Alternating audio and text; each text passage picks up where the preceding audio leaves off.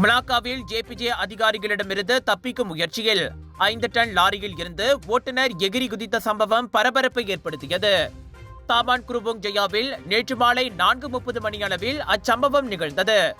Lipo Sungai Wudang பாயா ரும்போட் அயர்குரோ சாலையில் அந்த லாரியை கண்ட ஜேபிஜே அமலாக்க அதிகாரிகள் சோதனைக்காக அதனை நிறுத்த கோரினர். எனினும் ஓட்டுநர் அதற்கு இணங்காததால் 1 மணி நேரத்திற்கு சுமார் 25 கிலோமீட்டர் வரை ஜேபிஜே துரத்தி சென்றது. ஒரு கட்டத்தில் ஓட்டுநர் லாரியில் இருந்து குதித்து விட்டார்.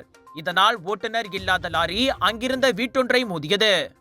அதில் வீட்டின் வெளிசுவர் மற்றும் நிறுத்தி வைக்கப்பட்டிருந்த மிட்சுபிஷி ட்ரைட்டன் பிக்அப் லாரி சேதமடைந்தன. எனினும் எவரும் காயமடையவில்லை. அச்சம்பவம் விசாரணைக்காக போலீசிடம் ஒப்படைக்கப்பட்டுள்ளது.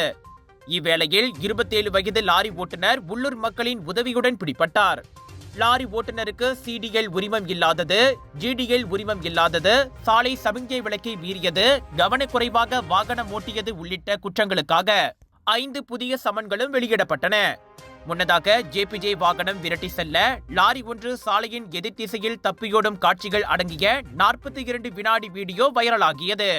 உங்கள் சிறந்த ஆரோக்கியத்திற்கு அளவான எண்ணெயுடன் சிறந்த முறையில் தயாரிக்கப்பட்ட சைவம் அசைவத்திற்கும் பொருந்தும் சூப்பர் ஊறுகாய், பச்சை கொடி சிவப்பு மீன் சின்னம் கொண்ட ஸ்ரீ மீனாட்சி ஊறுகாய்.